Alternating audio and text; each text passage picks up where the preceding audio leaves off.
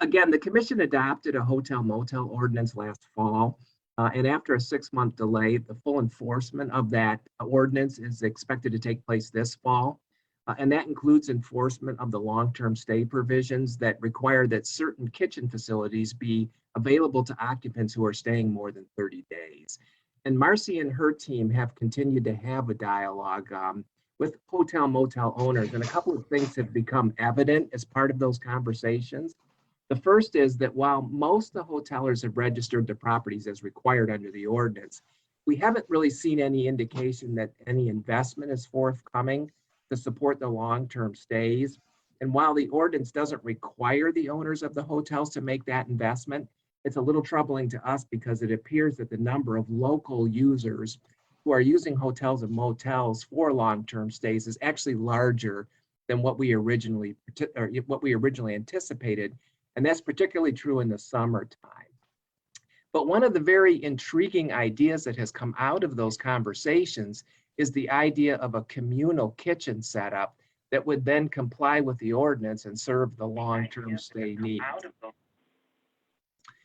After further reviewing that idea, it appears that there's an idea that can work around communal kitchens if we make sure that there are certain parameters in place. And Marcy and Rick Bullock, our chief building official, have worked that out and have made a recommendation about what a communal kitchen might look like. It would include, for example, as a minimum, a sink and a faucet, a refrigerator, a couple of ranges, some counter space, multiple electrical outlets, and a few things along those lines. And then accompanying any of those communal kitchens, every designated long-term stay unit would be required to have a microwave and a storage cabinet that would then store things like cooking supplies and pots and pans and that kind of thing. So owners would be required to have at least one communal kitchen for every 8 units provided for long-term stays. And one additional requirement would be that they would then be responsible for cleaning that kitchen on a daily basis. So, obviously from the owner's perspective, it's going to be more affordable to have a communal kitchen as opposed to having equipped each individual room for long-term stays. I know Marcy and her team have put together some preliminary estimates to address the cost of a kitchen or a communal kitchen and some of the needed room upgrades. The number that we've included as a priority project here, the $775,000, that represents the cost to provide 12 of our 14 hotels in our community with up to 40 long-term stay units served by communal kitchens. Then there would be 13 in one of our smaller hotels, and we did not include McCamley Plaza in this calculation. So what that means is ultimately, if the entire investment was made, there'd be 493 units of long-term stays available amongst roughly about 1,182 units on the market, so roughly 40%. And that number represents about $1,600 per unit of long-term stay in terms of investment. So we haven't determined exactly yet how to distribute the funds. So whether that would be a low interest loan or a forgivable loan or even a combination potentially of grants and loans. Where there is some urgency is to address this given the time frame of the ordinance. And we know that there has been some discussion about perhaps extending our current moratorium on enforcement. And that would probably be very helpful if we were to put a program like this in place. But we would know, at least then as we were extending it, that there would be some type of actionable result at the end that would lead to addressing some of these needs. I do want to say that Marcy and her team have done the best they can to estimate the costs in what we know is a relatively volatile construction environment. And again, hotelers are not obligated to make this investment, but if they don't, then they risk their license if they allow long-term stays. And some of our local service agencies have told us, flat out that they're going to continue to make these referrals and use these services for their families. And despite the fact that we do a lot of case management in this community, there are still some significant barriers to access. And then ultimately, that's what drives people to live in hotels. So we think this is a smart investment that will certainly help support the transition of some of our local residents to more permanent housing in the future. But this would be a good, solid, short-term solution. Questions of Ted? Mayor, if So- I may. I'm sorry. Go ahead, Kathy.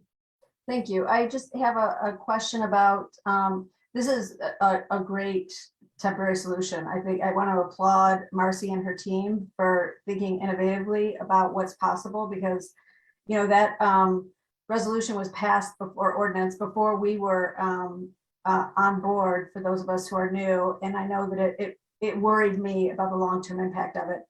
I'm curious about the residents who've been engaged, who find themselves tenants of these long-term stays at hotels. Were they engaged in that process with you? Were you able to talk to them about possibilities as well?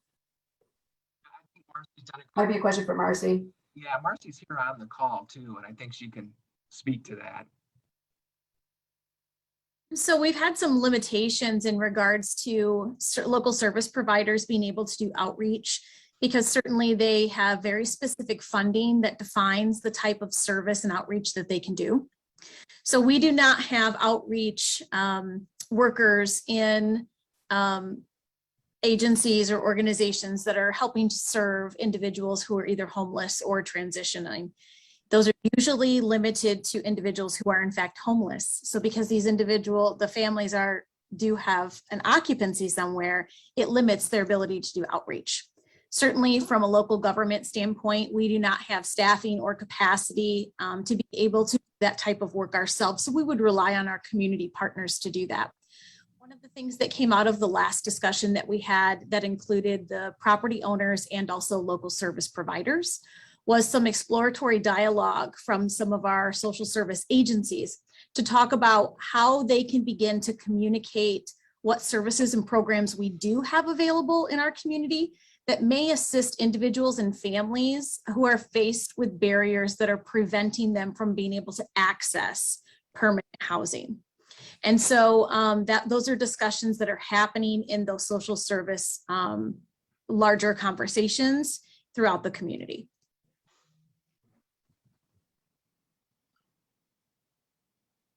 Okay, I think there was another commissioner that had a question or comment.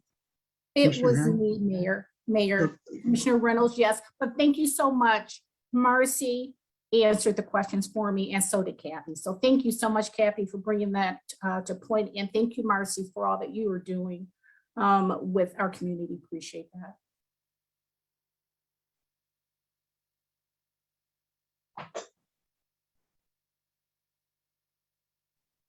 I'm all set, Mayor. Thank you. I do have a question, if I may, Mayor. Yes. And this may be a little jumping ahead. I have concerns about the fact that only under 600,000 of that money is available for other things such as community work. Some of the things that have been happening in this city, such as the survey, has shown or has highlighted things such as safety that need to be addressed in this city. And I'm wondering, what can we do to make sure that more of that money goes towards things that go to the community? Like, don't our people deserve some of that funding to help them through what COVID has put them through? And I appreciate all the hard work that was done, but I would really like to see some more of that funding go towards the actual community. So let me just clarify if I understand as far as safety, because certainly that was high on our list as we talked through. So, you know, one of the larger line items that we have as far as a recommendation is to assist with utility bills. Again, we're looking at ways that we can get dollars directly into our residents' hands that have been the most impacted by COVID. And we know that though we've had a moratorium on water shutoffs, and we have people who just aren't working or out of work and they don't have the ability to pay their utility bills. We thought that might be one way to assist those that are, you know, most challenged from an economic development way. I mean, so that was one area that we addressed that could that fit into one of the 4 ARPA buckets. Again, here is some of our limitations, is it has to meet the requirements. So when we were just talking about the communal kitchens, you know, we could never develop low income or affordable housing units for $1,600 each.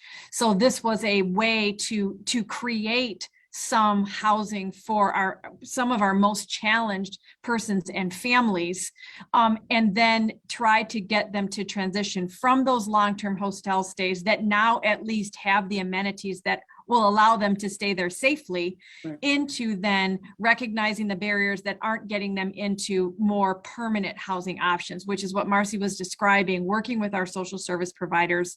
And even the work that Chris Lucy and his team are doing, we know some of those, we know the barriers, whether they have a felony conviction, whether they have evictions, whether they have poor credit, or any of those kind of strikes. That's not helpful. So how can we then work with property owners to take chances on second chance renters and or owners?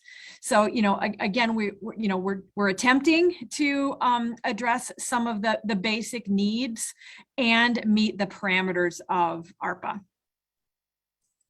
If I could also add, one of the factors as we talk about individuals and families that are living in hotels and motels for long-term stay is that we anticipate that as a greater community and region, that with the moratoriums being lifted on evictions that were put in place during COVID, that we anticipate that that is certainly going to impact our community residents, and that there will be individuals and families displaced who may only find themselves in situations where they can not secure permanent housing and may be forced to live in hotels and motels.